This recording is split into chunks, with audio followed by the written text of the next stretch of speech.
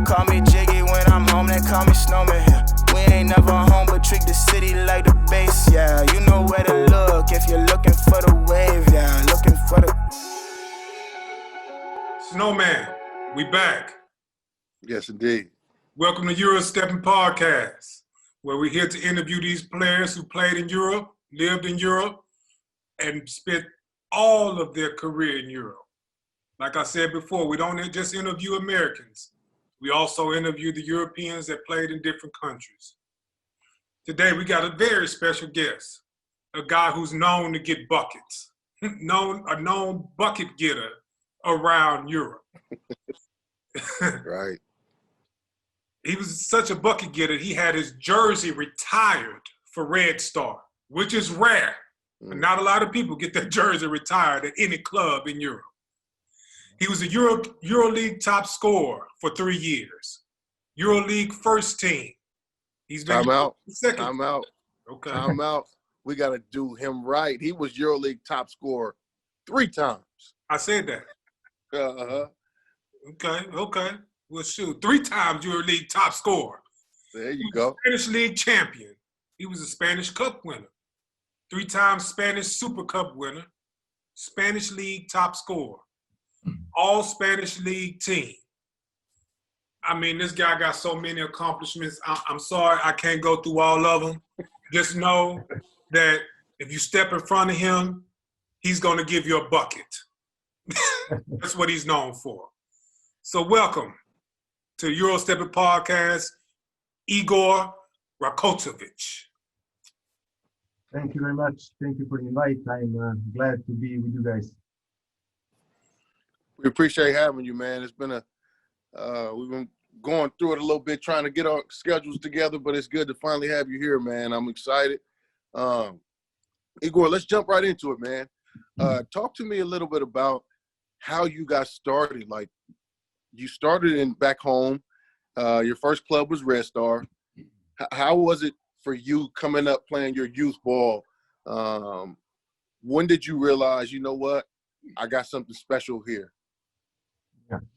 Well, my family is actually a basketball background family. My father was also a good player in Red Star Belgrade. He was also very close to achieve honor to be a national team player also. So he was very good. And my mother also played basketball, my sister, so it was pretty natural for me to also start practicing basketball. I started pretty much late, if you consider today's habits that kids have. They started like 6 or 7 when they're 6 or 7 years old. Back then we were starting with like 10 or 11. So I started playing basketball, practicing when I was 11. My father took me to Red Star courts when I was 11, and really after first practice I knew this was going to be my big life love. You know, I fell in love with basketball from the get-go, and it keeps me loving this sport even today.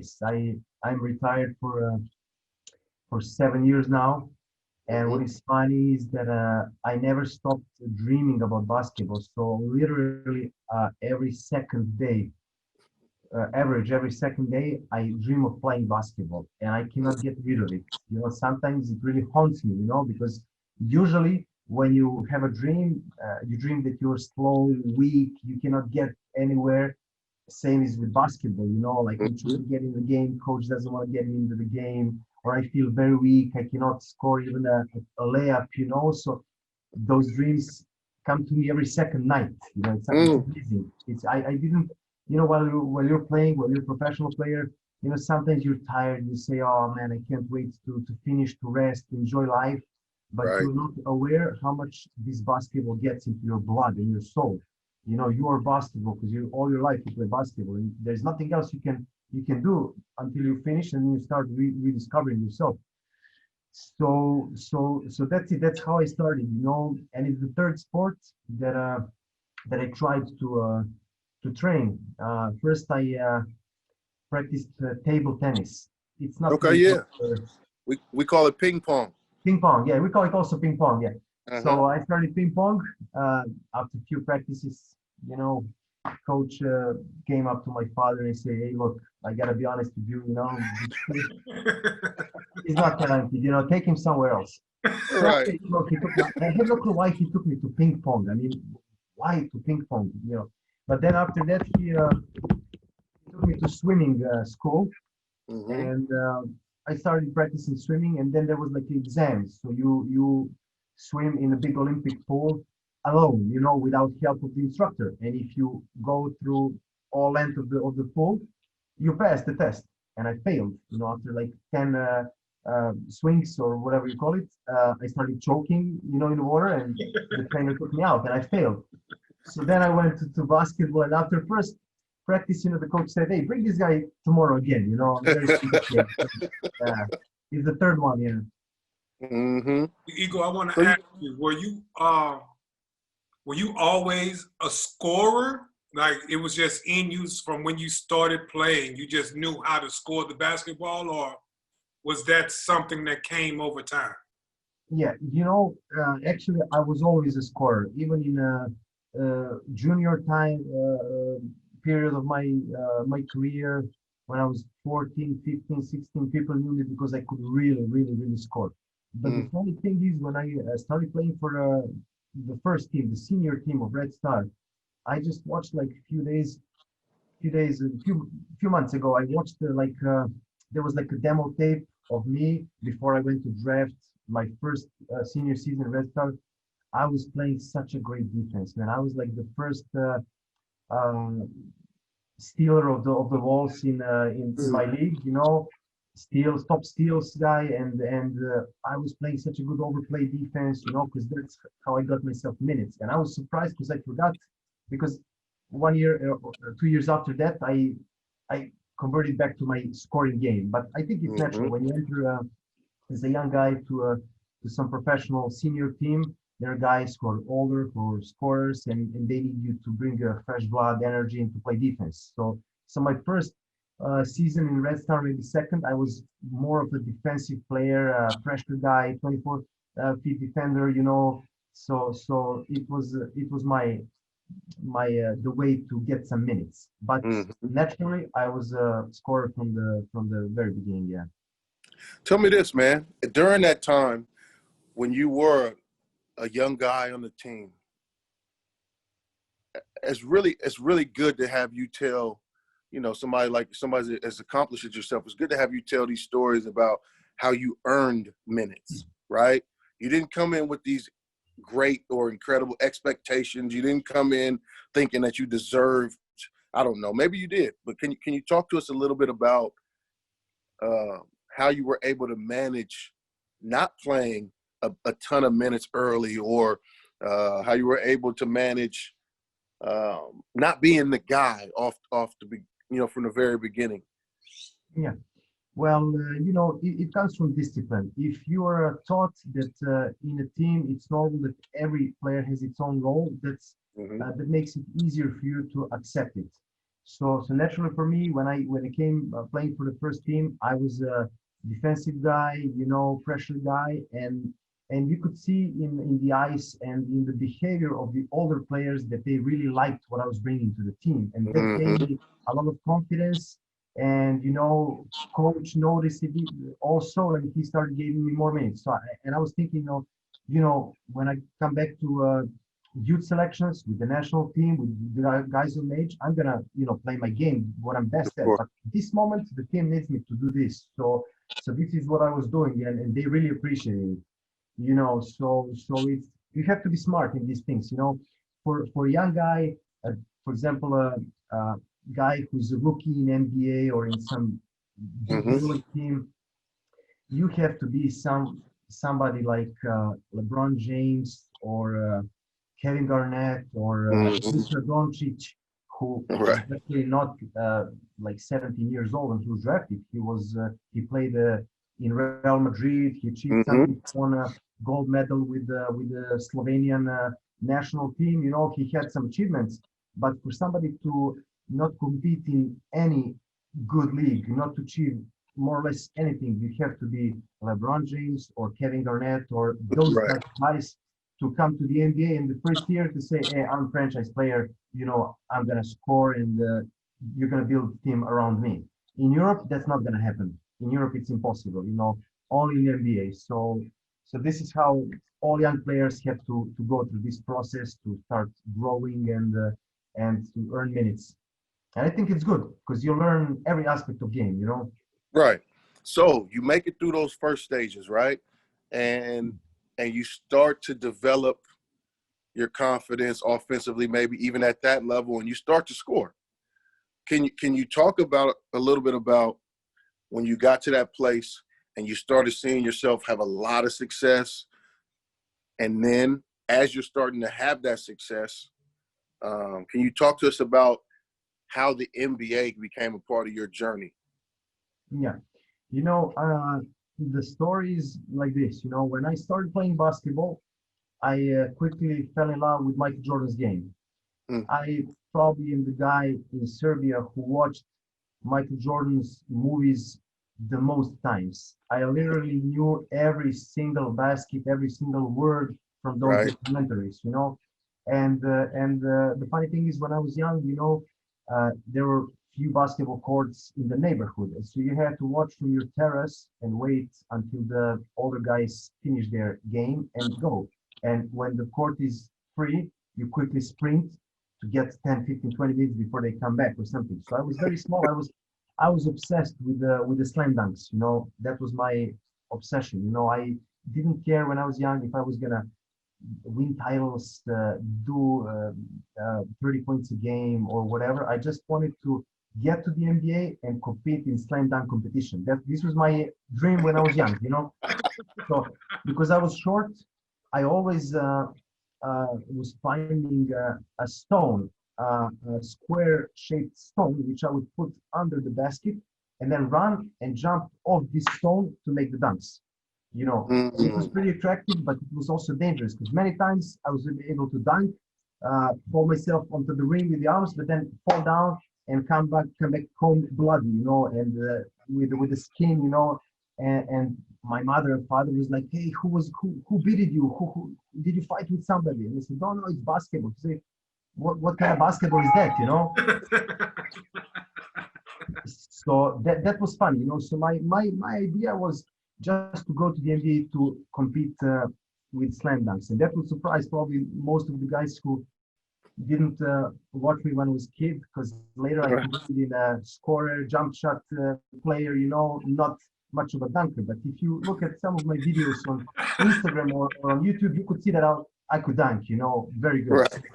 So that was my goal, just to get to the NBA, and I am very happy that I achieved this goal. I played one season with Minnesota Timberwolves, and I fulfilled my childhood dream. Even though when you start growing, you modify your goals, your dreams, and I had new goals to win, to achieve, to have team success, and luckily I made it through it. Yeah. Can you talk to us a little bit about because what you mentioned is you only have one season in the NBA. You had a lot of successes, and I don't view somebody who makes it to the NBA as any kind of failure, so I wouldn't call it that. But how would you depict that time for you, going to the NBA, then coming back to Europe? How were you feeling in that moment? Did you feel like it was a success or a failure? How did you feel about it, and what all went into that? Yeah, that's a great question. It's some of both. I felt really, really disappointed that I didn't get the real chance to play in the NBA. I signed a contract for a minimum, and usually, as you know, the players with the minimum contracts rarely get a good chance to play, And I played some minutes. I played, I think, over around 40 games, but it was like 5 minutes per game, and you really cannot do much for 5 minutes. And it's funny because, I was a little bit misfortunate that I had in front of me, I had a Rod Strickland, who is one of the legends of NBA. Right. Amazing guy. He helped me a lot with his advice. He's a great passer, ball handler. It's amazing. And I had Troy Hudson, who played his best season, I think. It was unbelievable, really. So for me to get a real chance, it was very, very, very hard. And unluckily for me also, I had a coach Flip Sanders, who is a very good coach, but he didn't believe too much in young guys, and he didn't give too many chances to young guys, especially European guy like me. I remember there was a guy his name is Lauren Woods. He was very of course. but he didn't get too much chance also, you know. So it was pretty frustrating and demoralizing for me, because back in Europe I was used to be a main guy in the teams where I played. I even won a gold medal with the Serbian national team. We also beat American team in Indianapolis 2002, and I was part of this team, you know. And in the NBA, you know, in the American team, there were players like I think Paul Pierce, Baron Davis, Andre Miller, Reggie Miller, unbelievable team, you know. So I felt really disappointed that I didn't get too much run. I remember even one, because the fans liked me, because I was really, what we were talking about before, I converted myself again back to this junior days when I entered the national, the senior team of Red Star. I was a pressure guy, trying to steal, to fight, you know, to play defense. And fans really liked it, you know. And I remember even one day at halftime, Glenn Taylor approached the coach. Glenn Taylor is the owner of Minnesota People. And he said to Flip Sanders, hey, come on, change something. Put Igor into the game, get some energy. And Flip Sanders was like, yeah, okay, I might do that, you know. And I remember in the third quarter, we were losing, you know, he was nervous. He was looking at me at the bench, you know, am I going to get him in the game or no? And he didn't get me in the game. So, you know, I was very angry, but I never showed it. I was always on time. I was always 1 hour before time. I was coming before the game, before the practice, staying after the game. Those machines that bring pass you the ball, you know, that they have in the arenas, they were used by me for hours and hours. And I used this time in the States, in the NBA, to improve my fundamentals. I really improved my shooting, my free throws. When I came to the NBA, I had like 70-something% free throw shooting, which is horrible for a point guard and a shooting guard. And then I had luck that Steve Kerr's shooting coach saw me in some summer league, and he showed me a special technique for shooting free throws. And I ended up as EuroLeague's all-time free throw shooter recorder. I have 50 free throws scored in a row in EuroLeague, which is currently still the record. So my point is that I used all this time in the NBA that I didn't get to play to improve on my other basketball skills. And that was together with the next year, which year I came back to Red Star, that was the crucial game for me in my career, because I really improved. I matured myself, you know, and it helped me. So it's playing wise, it's not a success. It's a disappointment for me, but improvement wise, it is a very important year for me. So it's, for your question, it's a little bit of both, you know. That's a great answer. And it kind of leads me into this next question.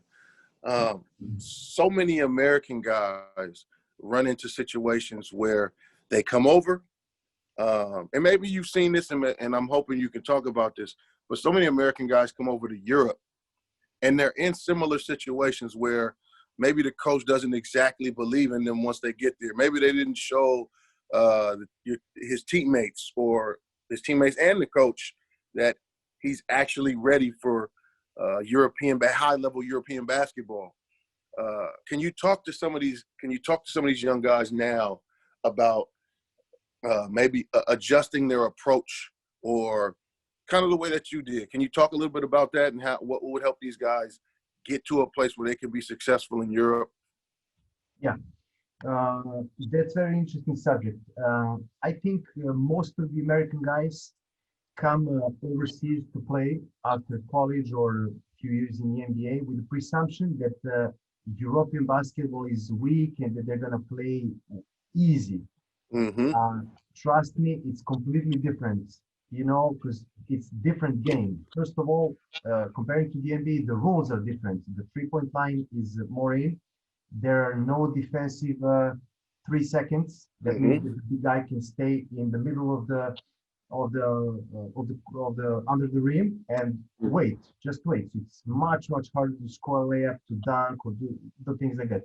And also some pushing, grabbing, hitting is a little bit more allowed than in the NBA, because the NBA, the guys from the NBA who are deciding which roles will be at force, like referee roles, they are smart. They want the talented players like Kobe Bryant, Durant, the scorers, to have ability to show all their potential. Why? If you allow a guy like in Europe to grab, push, pull, hit, and if you allow a guy like Marjanovic from Dallas to stay in the middle of the bucket, Right.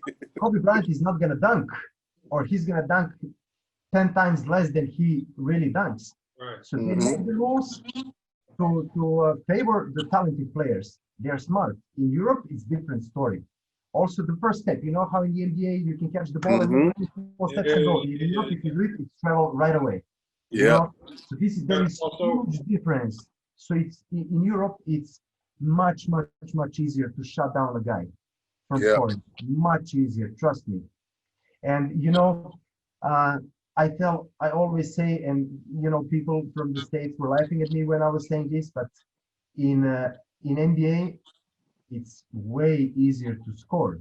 Yeah. In Europe, in quality competition. You know who also said this? Luka Doncic. If he says it, it's true. Right. So he said in one interview, it's way easier to score in the NBA than it is in EuroLeague, and it's the truth. So the guys, my advice to young American players who go overseas to play, be ready for completely different game, and be ready not to score every game 20 points, be ready to reinvent yourself and help the team a different way. This is why it's much easier for a big guy to succeed in Europe, because you can always grab rebounds, make few dunks, few blocks, and you're good. If you're guard, it's harder because you have to give, to produce, to score. It's harder. So yeah, that's my advice. So Igor, I want to ask you, we ask everybody who come on the show, you've probably been to way more countries than everybody we've already interviewed. If you played for all the big teams, every team you've been on has been EuroLeague. What was your favorite country or team that you played for? By far, my favorite team, if we exclude Red Star, where I grew up, is Baskonia. It's a team in Spain. I played there for 3 years. We won pretty much everything. I was 2 times EuroLeague scoring championship with that team, and this team is amazing. In general, Spain is by far, after US, the best country for playing basketball. They're, they have rules. People are very respectful, unlike in Serbia or Turkey or Greece, for example. Fans are very, very nicely educated, and the league is excellently organized. So Spain is by far, outside the NBA, the best league in the world. So I really enjoyed. I played 5 years in Spain. I had very, very good success and met a lot of good people. So this is my best experience. My I wouldn't say worst, but I would say least good experience is Turkey. I'm sorry, David, but yeah. I encountered a lot of unprofessionalism. They were not professional like I was used to, maybe for their standards, it's professionality, but coming from NBA and Spanish League, and also Serbian League, which was pretty good organized, it was a bit of shock for me, it took me a lot of time to adjust. But you played on maybe the highest paid, I would say, the money team of Turkey, even more than Fenerbahce. You played for Efes. For people who don't know, Efes don't need an outside sponsor. They have their own money. So Yeah, to hear that is kind of a surprise. You know what I mean? Like, I understand if you played on a lower level team and how they act, but man, that's great. If you compare it to Real Madrid and Baskonia, you know, and Montepaschi Siena, there really is a difference. But I think it has to do with the mentality of the people. You know, some nations are very professional; they follow the rules. Some of nations are more relaxed. You know, they don't take sport too much serious. For example, Greek people are very, very easily inflamed. They get angry really fast. Their courts are hard to play. You know, same in Serbia, they can throw stones at you or little lighters. You know, we're used to this. You know, so it's different in every country. You know, Efes is one of the best organized teams in Turkey, and especially in the last few years, they developed a lot. They really grew. They grew and they made a lot of success. Right. Yeah. I don't want to say anything that's necessarily intended to disparage or talk down on Efes, because we know that this is a big, strong club and has been for a long time. But just so guys get they might win EuroLeague this year. Yeah, but just so guys get an understanding of what you mean, can you give us some examples of the lack of professionalism that you saw during your time in Turkey? It's really, I think, at the level of the whole organization. There were like many times when you, for example, land at the airport and there is a bus that is supposed to pick you up from the opposing team's organization, and bus just doesn't arrive on time, or its air condition is broke, and you can't do anything about it. But the biggest how to say unprofessionalism that I encountered when I played in Turkey is we played the Euro game and there was a guy with a camera. I don't know how to explain in English, but he had like a mechanism, a machine which he was holding to have the camera's position way over the backboard, you know, and he could move from down. He could move it, and there was like a minute before the end of the game. We played against Olympiacos, and I was completely wide open from the corner, my position for 3-point shot. And the guy turned this machine, this construction camera, without wanting to do this. But he put it in the position that I could not shoot my real shot. I had to put it with a completely different angle so I don't hit his construction. Can you imagine this? Oh wow! I missed. But these are the things that I'm talking about. You know, these things. Few of these things happen a few times and drove me crazy. Or for example, you come to play the game and the court is not it's slippery. You know, they don't do it right before the game. They do it in the morning. So all these small things are what distinguish unbelievable organization from good organization. In defense of Efes, I have to say that all of their obligations they had to do, they did it on time. Anything you needed, they provided for you. And I really met some good friends over there that I'm in contact with even today. But in general, the league was not as well organized as in Spain or let alone NBA. That's fair. You would know. You were there. So Dave likes to ask another question that we always ask all our guests. Okay. But I'm going to reword it because all our guests, I think they don't like the way that I say it. But it all comes out to the same thing. You played a lot of years professional basketball from a young age until your late 30s. All that basketball time, was there any player in Europe, not the NBA, in Europe, maybe that one game gave you problems that you could not stop scoring? Like, this guy is unbelievable today. Yeah. There was actually a few times I had problems. You know, a few times I had problem against Panathinaikos because they were. Igor, hold on, time out.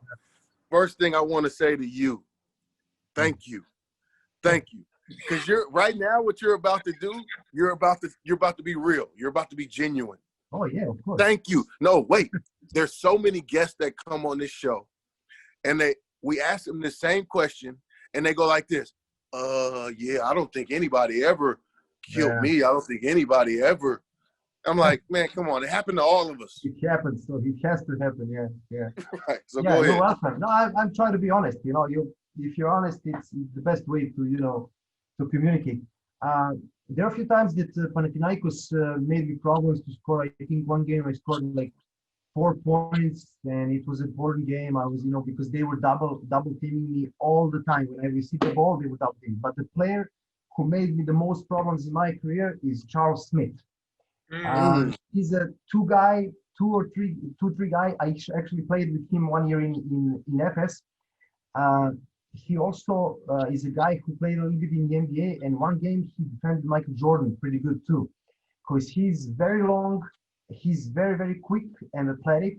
So his tactics against me was to give me space, a lot of space, so I cannot penetrate against him. And each time I made a jump shot, he was there to contest it. So one game he destroyed me. I had like 2 points or something. He was very hard for me, and it took me time. It took me time to find a way to be successful against him. It took me a few games. He was by far the hardest defender for me. Even in FS practices, he was many times making me problems. He's like far away from me. He's at the free throw line. I'm nearly at the 3-point line. I think I'm open. I make a jump shot, and he's there. He's so long and so quick. So he's the guy who made me the most problems. Yeah.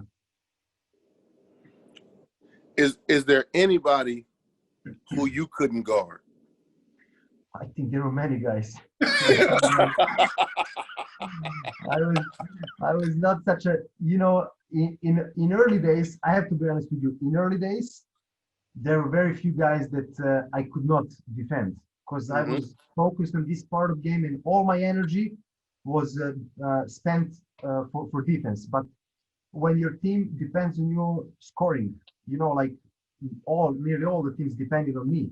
It's very hard to have same energy to score 20 or 30 points per game, and also to pressure the ball, to take charges, to steal. It's very hard. So usually they always gave me a weak offensive guy to defend. But there were guys very hard to defend. Juan Carlos Navarro was hard to defend. Oof. He was shooting. He didn't have any jump shots.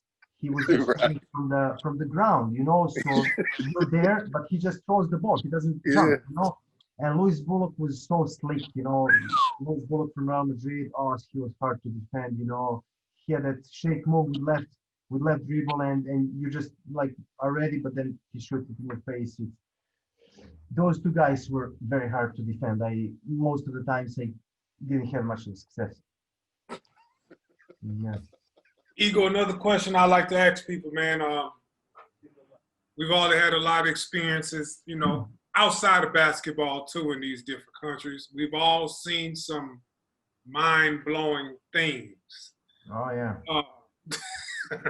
I followed quite a lot. Yeah. Is there any crazy stories or experiences that you've seen or experienced that you wouldn't mind sharing with us?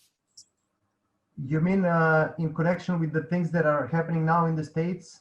No, I'm talking about with during your basketball career. Oh, like yeah. For example, when I was playing, I always tell this story over and over. When I was playing in Croatia, we went to play Zadar, and one of the fans spit on my point guard. Or bombs going off on the court, things like that. That's nothing, man. That's nothing. Trust me. In Serbia, in Yugoslavia, ex-Yugoslavia, Montenegro, there were like places. There's a team called Lovćen Cetin. It's the mountains in Montenegro, and you play in a very, very, very cold arena. It's like 10 degrees or something. It's freezing, And when you sit on the bench for substitutions, you have kids like 8, 9, 10, 12 years old, which are using, I don't know how you call it in the States, but it's a small thing. You do like this and you release it, and it hits you with the small metal things. It's called a slingshot. Slingshot. Yeah, slingshot. Yeah. So they had like slingshots, and you're very cold, and they hit you with slingshot. It leaves like a little blood, and then it's those things are pretty common. They hit me with a stone or lighter in city of Kraljevo in Serbia after the game, which they won the game, and I felt pain, but then like 10 seconds later, I felt blood pouring on the side of my head. It broke my skull. It's amazing things. So many of the times they throw stones at you, but those times I think are finished now. Those times are like 20 years ago. When there were no such regulations like they are now. So everything is more how to say politically correct these days. Even the rules, which in some cases I really do not like. You all for sure watched the Last Dance documentary about Michael Jordan and Chicago Bulls. You saw how beautiful the basketball was, with all the rivalries between the teams, the fighting on the court. It is fun to watch. It is good to watch. But nowadays, I remember this was pretty amazing for me to see really talented point guard from Atlanta. Trae Young. Trae Young. Yeah. He has some kind of verbal, conflict with the opposing player, and he scores a 3 in his face, and he just kept staring at him, and the referee arrives and gives him technical. I mean, come on, let the player express himself. Right. It's LeBron James, who dunks like a monster over 3 guys and does like this, like he's strong, and he gets a technical. And for me, that's horrible. You have to allow the players, especially in those adrenaline pumped moments, to express themselves. We're not robots. Let us show something. Let us show energy. It's not an insult for a player if you dunk on his face and you show him like this or something. It's a basketball. Right. So they don't understand it. They have to let this happen. They have to allow us to do this. So these things I don't like. But I have many funny stories. One of the most fun story in my career probably is in FS, because I didn't get along good with my coach in FS my first year. Who was the coach there? Ataman. He was the coach. He's still there. Everybody knows this, and it's the only time in my career where I didn't get along with a coach at some point of the season. So it was a big difference for me, and I got a few times angry because I didn't like some things, and actually it was not such a big of a problem. But I talked with one reporter in Turkey, and he asked me some questions, and I said, because I was not playing as well as they were used me to play, like I was playing in Spain, because it was, new team, everything, before I found myself, I needed time. So he asked me, like, you're not playing on the level that you played in Spain. And then I told him, like, every player needs a little bit adjustment time, to learn the team. And the coach needs to have a confidence in this coach that this player will sooner or later show his own potential. And this report he's put in the newspaper, like, Coach Ataman doesn't believe in me, or things like that. He really, backstabbed me big time. So this is my son, Ivan. Hey, what's up, man? He's also a basketball player. Who's your favorite player? Iverson. No, man, it's got to be your dad. Yeah. It's got to be your dad, man. He likes Allen Iverson. He liked Giannis Antetokounmpo a lot. He was obsessed with him, but I told him, like, son, no, you cannot be Antetokounmpo because you're not going to be 7 feet tall. You're going to be 6'5", And he started listening. He said, okay, Jimmy Butler, Trae Young, Allen Iverson, Kyrie Irving. That's it, That's a good one. Allen Iverson's a really good one. So to come back to my story, this newspaper guy really did me a lot of damage. And the next practice, coach said, at this moment, Igor, at this moment, I don't like your shape. You're going to be out of the team. and I was in shape, you know. I was like, why? What happened, you know? And then the other guys told me like, oh, did you see the newspapers? You know, they were putting like sensation news, which was really not true. So that did a lot of damage to me. So the funny thing is, coach said tomorrow morning at 7 a.m. You and conditioning coach, Yugoslav was his name. You are going to Belgrade Forest. Funny thing is, I'm from Belgrade. This is the city of Belgrade, but in Istanbul, two hours from where I live with a car, there's a Belgrade Forest. It's like forest in Belgrade. It's a coincidence. So he told me, 7 a.m. you're going to Belgrade Forest, and I don't like your shape. You must run and you know, improve your physical condition. I said, coach, I'm really among the best ready guys in the team. I'm really in good shape. No, you're going, you know. I said, okay. So it was like 6 a.m. in the morning, 5:30. Me and Yuxel, we go in the car and go to this forest. It's pouring rain. It's amazing. It's like the rain that I never saw in my life. You cannot even stand with the umbrella. It's amazing. And because of all rain, there is a mud on the track. You cannot even run. And the coach with his umbrella under the tree tells me like, Igor, this is madness. You cannot run. It is so cold. It is mud. We just stay here. We come back and we will say that you ran. And I, with my Serbian mentality, I say, hell no, I'm going to run. If he says, I'm going to run, you know, there is no punishment that he can give to me that I cannot fulfill. So if he tells me 3 million laps, I'm going to run or I'm going to die. Because this is how I am. This is how many of the Serbian guys are, you know. Yeah. So I'm running at 7 a.m. Rain is pouring on my face. There is fog. It's freezing, and there is mud. And I'm barely running. And like after a mile or something, because the track is like 5 miles long, It's 6 kilometers. Yeah, it's 5 kilometers. Yeah. So you know the course. You've been there, right? Yeah. Y'all played in Turkey 8 years, of course. So after like a mile or something, I see like 14 or 15 wild dogs on the track. They're frozen in place. They're not moving. They're just standing there. And I'm like 100 meters from them. And I stopped, you know, I froze, very scared. And they also froze and they were all looking at me. So now I'm thinking what I'm going to do. If I start running, they're going to run to catch me. If no, I don't know what to do. So I started slowly, you know, approaching to them, thinking maybe they will be scared so I can pass and go. When they started barking and running towards me, if I didn't manage to go on the side, and you know, it's uphill, and to catch a tree so I can climb with all this mud and horrible conditions and barely escape, like in the movies, I swear to you, they would destroy me. They would maim me. They would kill me for sure. Because like 15 of the dogs started running towards me. I don't think I would be alive. Yeah. So that was the most unbelievable story that I already told a few times in some podcasts, you know. But it was amazing. It was dangerous for my life. So, but the most crazy thing is, I caught a tree on the uphill.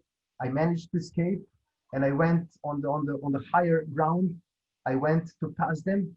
I came back to the track and I finished the circle. You know, I continued to run. So that was a crazy experience. I would have waited under that tree. There was a funny story in the NBA. You know how in the NBA it is allowed that the guys with huge popcorns and the bottles of beer, you know, the plastic glasses of beer, can walk around the court. Mm-hmm. We were warming up in Minnesota, and there was a guy with a camera with the cables all over the floor, and I went for a layup, and when I was returning to the other column, I slipped on the cable and I hit a guy with the shoulder who was wearing the beer, and he spilled like a big bottle of beer, plastic glass of beer, right on my head, you know, and my jersey, and the players couldn't continue warming up. I remember Rod Strickland fell on the floor while he was laughing. They stopped the warm up because it was so funny.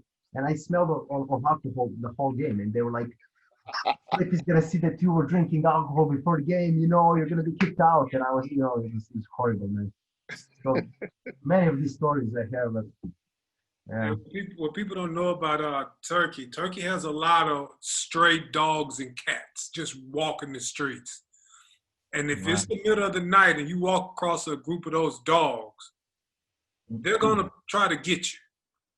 Like, they will try to get you. So I understand how you was feeling at that time. Yeah. In Belgrade, there's nowhere to go in that place. If they get you there, you got lucky you got to that tree. Yeah, because when there is a normal weather conditions, there are a lot of people running, so they move. Yeah. But this was, I wish I had a camera or something to record this, because that would be like the funniest story of all basketball, world. It was really, really, really unbelievable. And I got lucky, honestly. I got really lucky that day. Yeah. Igor, I got a question I want to ask you, man. This is when you was playing for Efes, I think I was probably in Adriatic, I believe. Yeah, that's the same year I was in Trap Zone. Trap Zone. Yep. Okay. And you were David. You were in Edirne. I was in Adriatic, yeah. With your head coach's old friend. I had a crazy coach at the time, also. Who was there? Who was the coach? Yeah. Coach, this guy named Jokan. He had a real big stomach. He was always acting on the sidelines. That's the first guy I seen sweat through a suit jacket. Oh yeah, that's to come back to question that Alvin asked me. Which advice would I give to young American guys who go overseas?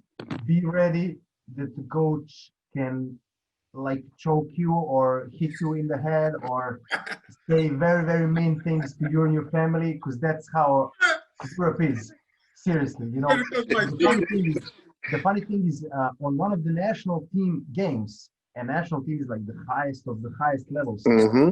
The Željko Obradović coach, who is probably the best coach of Europe of all time, he was national team coach in Serbia, and the game was going on, and I was at the bench. I was one of the youngest guys, and some of the guards made a mistake in the game, and he was like, "Look, did you see this?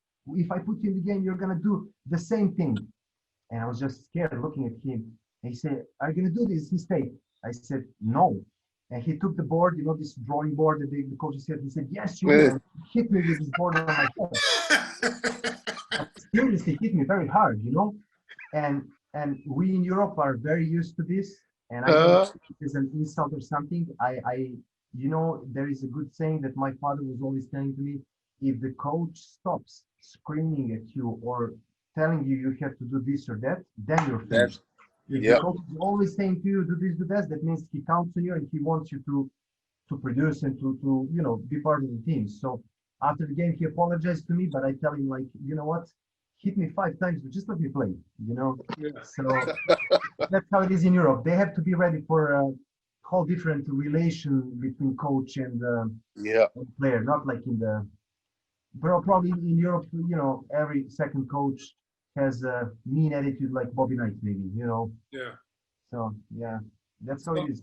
So what I want to ask you bringing up coaches is, I know how controlling the coaches are in Europe. They have to control everything that goes on. There's no, one man who can take over. So when I first watched you on video, your jump shot was the first thing I noticed. And I'm like, this the guy who scores all the points? I didn't know who you were. And I was like, but he shoots, his jump shot is messed up. Right?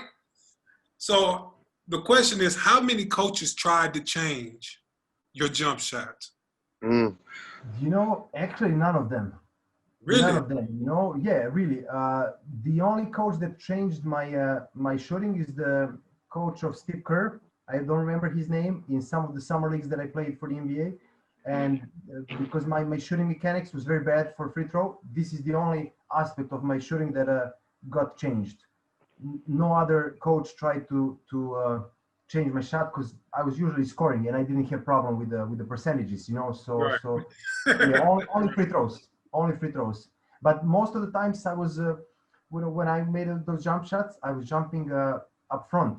I was jumping to move toward the basket. So if the 3-point line was always a bit closer to me because I was jumping, going forward, you know, and it gave me a lot of 3-point fouls, three free throws shooting. Right. These guys were not used to that. They jump towards me, I jump towards them, and they make a foul, you know. So, yeah, small tricks. I wanted to talk a little bit about what you're doing now, right? Can you? I don't want to introduce. Can you tell our viewers what you're doing now? Sure. Currently, I am Vice President of Basketball Federation of Serbia. I have this job for 5 years already. My role in our federation is to take care of all youth selections in my country. So I'm traveling a lot. I'm discovering new talents and running basketball programs for them. I'm constructing national youth teams. I'm selecting coaches, supervising. So this is a beautiful job I have. You know, I'm not in between any clubs or their wars or agents, managers. You know, I stay clean of that because it's a hard job, you know, to do. So I like this thing. I'm, you know, involved with young kids. They still know me, they respect me, so I take a lot of enjoyment to work with them. You know, it's when you teach somebody good things, it's very rewarding. Your feeling that you have is rewarding. You know, it's beautiful. So this is from my professional side, and my hobbies. I own escape rooms. I don't know if you heard about this or if you have it a lot in the States. What is it? Escape room business. Okay. It's you enter a room and there is a goal you have to fulfill in 60 minutes, and there are a lot of logical tests you have to pass. You have to cooperate with your friend, and this is like a game. So I own these games. I'm doing Brazilian Jiu-Jitsu. I'm doing MMA, and I'm a brown belt in Brazilian Jiu-Jitsu. I also competed a few years ago in Macedonia, and I won a gold medal in blue belt division. Oh, wow. Yeah, so I stayed active with the sport. I didn't want to continue to play senior leagues of basketball. You know, I don't play in front of my building. I don't play basketball because I'm very competitive, you know, and regular people, you cannot, you know, it's different. Of course. I went to individual sports, some MMA, Jiu-Jitsu, and I really enjoy it. I enjoy it. Many of the times I come home with bruises and sore legs, or, you know, but it's fun. I advise you to try Brazilian Jiu-Jitsu. It's very good sport. Okay. Shaq is also doing it. I think Shaq is a purple belt or something. Oh, wow. You know, when he was a blue belt, but I don't know now. But he's also a practitioner. Also, there is a friend of mine who was briefly with Houston, I think.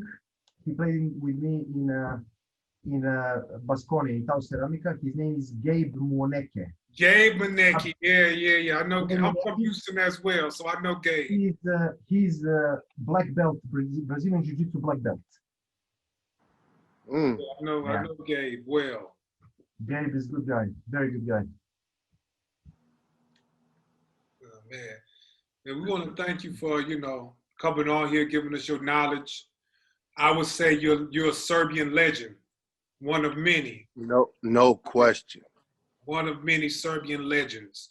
You're up there, man, with teams you played for, the amount of buckets that you were able to give out to people. It was an honor. And all your winning. Man. It was an honor for us to have you on here, man. We really thank you and appreciate you coming on. Where can people catch up with you? Instagram, Twitter, like what's your handle? How can people, you know, follow you?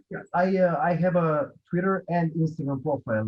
My Instagram profile is my name, Igor Rakočević 8, and my Twitter is just my name, Igor Rakočević. So there is a lot of fun content. I like to record funny videos with my son. They are very, very funny, so you can also see it. And if somebody wants to enjoy and follow, they're more than welcome. I would also like to say one thing. I would like to express my huge support to people who are endangered in the States at the moment with all this racism thing that is going on. For us in Serbia, it is unimaginable that you have different behavior towards other human being because of his religion or color or whatever. We are bred and taught completely differently. So, it was very confusing to me, and especially with many things, many times in many of the countries, people who are in charge, like police or government, or they allow themselves, just because they have protection and they are law to do the things that they are not supposed to do. They give themselves much more right than they deserve. So it hurts, and I don't like it, and I want to express my huge support to you guys, and I hope the justice and freedom will win. Igor, I appreciate that more than I can even explain to you, man. That means everything to me. This is something that I haven't spent a lot of time talking with Dave about, but I can tell you this, man. I'm having conversations about bringing two different groups of people together, and I just want to be a part of the solution. So just the fact that you were willing to just, without us urging you to do so, you just jumping out there and saying that, it means a ton to me, man. So thank you. Yeah, man. I think every normal person would say the same. For us it's normal. We don't like to see these things. It's not good. But I hope that as the time goes, the people understand that everybody is completely the same. And everybody has the same rights, and that's right. So yeah, that's all, guys. Yeah, man. We appreciate that, man. Thank you. Thank you again. You're welcome, guys. Thanks for tuning in to EuroSteppin Podcast. Follow us on everything: YouTube, Facebook, Twitter, and Instagram. EuroSteppin Podcast, no G. Because we got all the game. All right. Thought it was a joke, what they still playing games for? Holes in my denim, never holes in my game, no. You won't be just like me, they don't love you the same, no. The series 3-0, and I'm back home for game 4 right now. Say goodnight now, this is mine. Funny how them shots all at my head will give me